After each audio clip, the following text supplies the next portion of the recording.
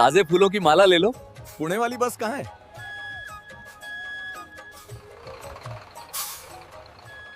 एक शहर के भीड़ भाड़ वाले बस स्टैंड पर, जहां हर दिन हजारों लोग आते जाते थे, वहीं एक कोने में बैठा था एक भिखारी। थका हुआ चेहरा, आंखों में अधूरी उम्मीदें और हाथ जो हर गुजरते इंसान के सामने फैल जाते थे। वो रोज की तरह लोगों से भीख मांगकर अपना पेट भरता था, लेकिन उसे खुद नहीं पता था कि उसकी जिंदगी बस एक सोच बदलने से बदलने वाली है। एक दिन उसकी नजर एक लंबे सूट बूट पहने आदमी पर पड़ी। भिखारी ने सोचा, आज तो किस्मत खुल जाएगी। उस आदमी ने उसे देखा और एक ऐसा सवाल पूछा जिसने उसकी पूरी जिंदगी बदल दी। तुम हमेशा मांगते ही रहते हो, क्या कभी किसी को कुछ देते भी हो? भिखारी चौंक गया।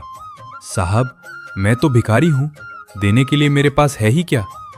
आदमी मुस्कुराया और धीरे से बोला, जब तुम किसी को कुछ दे नहीं सकते तो तुम्हें मांगने का भी कोई हक नहीं है। मैं एक व्यापारी हूं और इस दुनिया में हर चीज लेन देन पर चलती है।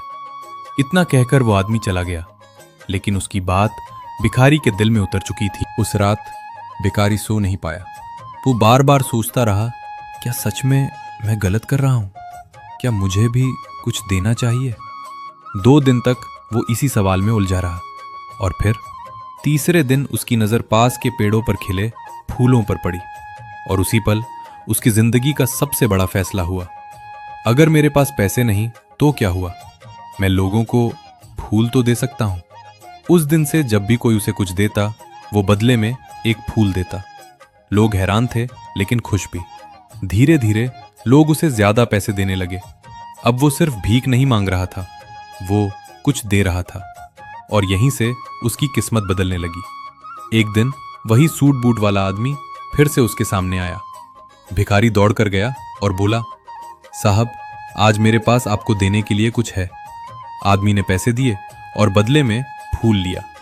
फिर मुस्कुराकर बोला, वाह, आज तुम भी एक व्यापारी बन गए हो। व्यापारी, ये शब्द सीधे उसके दिल में उतर गया। उसने आसमान की तरफ देखा और पहली बार खुद से कहा, मैं भिखारी नहीं हूं, मैं एक व्यापारी हूं। अगले ही दिन वो बस स्टैंड से गायब हो गया। लोगों ने सोचा शायद वो पागल हो गया, लेकिन सच्चाई कुछ और थी। 6 महीने बाद उसी बस स्टैंड पर 2 सूट बूट पहने आदमी खड़े थे।